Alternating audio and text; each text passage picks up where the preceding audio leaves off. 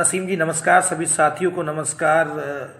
साथियों, इस वक्त एक संकट के दौर से हम लोग गुजर रहे हैं। कोरोना वायरस जो कि एक घातक वायरस है, वो हमारे लिए एक संकट की तरह सामने आया है और सरकार ने सभी को आदेश दिए हैं कि घर में रहें, घर से बाहर ना निकलें। सरकार ने जो जो नियम हमें दिए हैं उनका पालन करना बहुत ज़रूरी है, क्योंकि उनका पालन करके ही हम अपने को सेफ रख सकते हैं और अपने सभी साथियों को सेफ रख सकते हैं, अपने संबंधियों को सेफ रख सकते हैं। तो मेरा अनुरोध है, आग्रह है आप सभी से कि सरकार के नियमों का पालन करें। लेकिन ये भी एक सोचने की बात है, हम सभी लोगों के लिए जो घर में हैं, बहुत सारे लोग ऐसे हैं जो घर के बाहर हैं और हमारे रक्षक की तरह काम कर रहे हैं। कोरोना रक्षक, चाहे वो डॉक्टर्स की टीम हो, सफाई कर्मी हो, पुलिसमैन हो, ये सभी हमारी रक्षा में लगे हुए हैं और दिन रात एक करके हमारे लिए सब कुछ कर रहे हैं जो कर सकते हैं। इनका भी परिवार है, इनके घर में भी बच्चे हैं, वो भी कहीं ना कहीं सोचते होंगे कि हमारे पिताजी हमारे घर के बाहर हैं।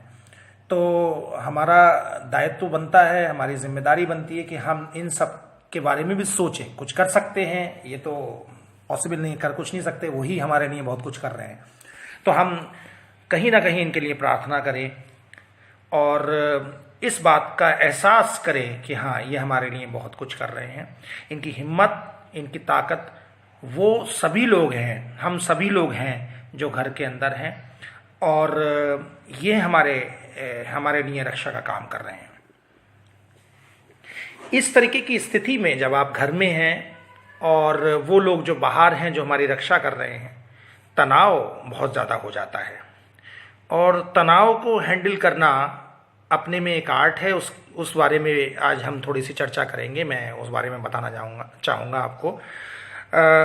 असीम जी, मैं ये सभी साथियों को, सुनने वालों को बताना चाहता हूँ कि सबसे पहली चीज़ तो ये है कि आप इस बात को अपने मन में ज़्यादा ना बैठाएं कि आप घर में हैं, और साथ ही साथ जो लोग बाहर काम कर रहे हैं और इस संकट की घड़ी में अपना सब कुछ दांव पर लगाकर रोड पे हम लोगों के लिए, रक्षा के लिए तत्पर हैं, वो भी कहीं ना कहीं मानसिक रूप से अपने को मजबूत रखें। ये बहुत ज़रूरी है। मानसिक रूप से मजबूत होना तनाव को कम करने के लिए ज़रूरी है।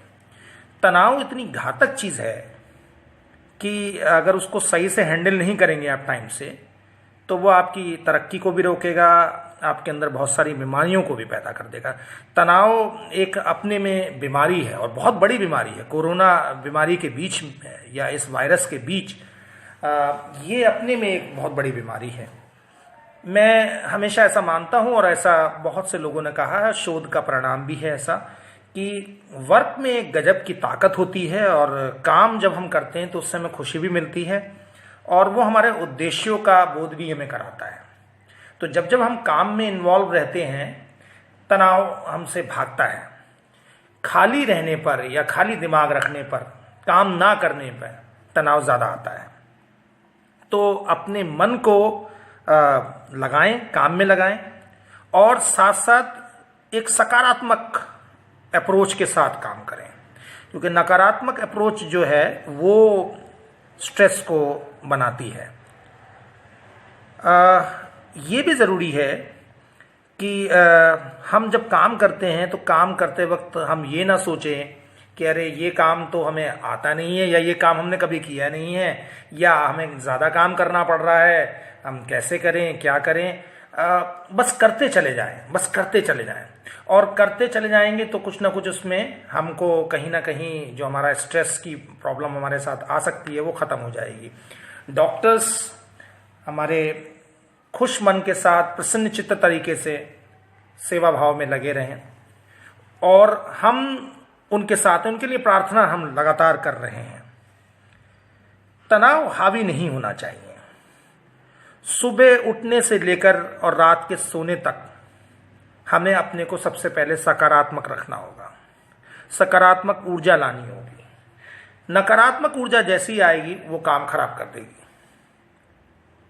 और आजकल क्या हो रहा है, दिन की शुरुआत बहुत अटपटी सी हो रही है, घर के अंदर तमाम तरीके के काम, वो काम जो कभी किए नहीं, डॉक्टर्स दिन रात लगे हुए हैं, जो उनका रूटीन है वो बिल्कुल डिस्टर्ब हो चुका है, पुलिसकर्मी हैं उनका रूटीन डिस्टर्ब हो चुका है, सफाई कर्मी हैं उनका रूटीन डिस्टर्ब हो चुका है।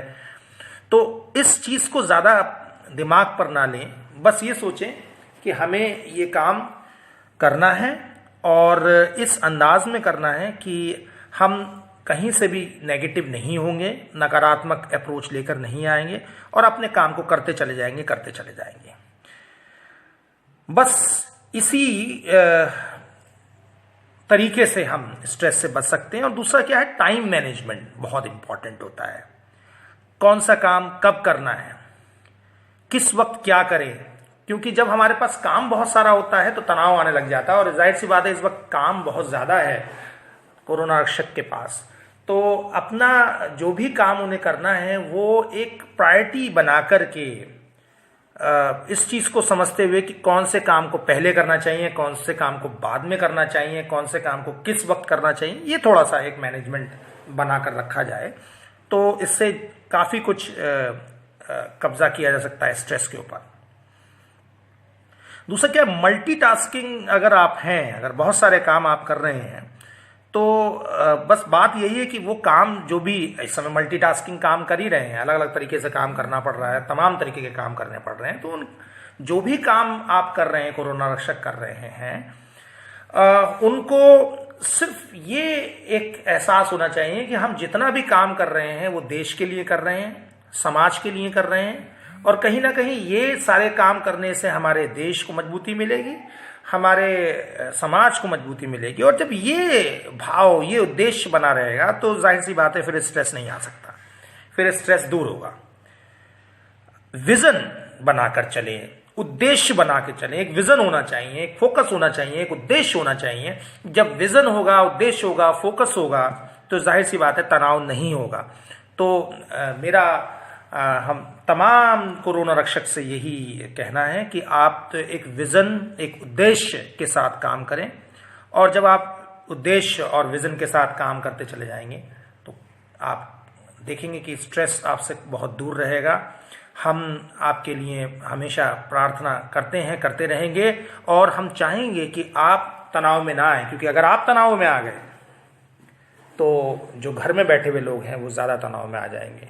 तो इसी उम्मीद के साथ कि कोरोना रक्षक बड़े जज्बे के साथ तनाव मुक्त होकर इस कोरोना की लड़ाई में आगे आएंगे और इस कोरोना को हराएंगे। मैं अपनी वाणी को विराम देता हूँ। Thank you.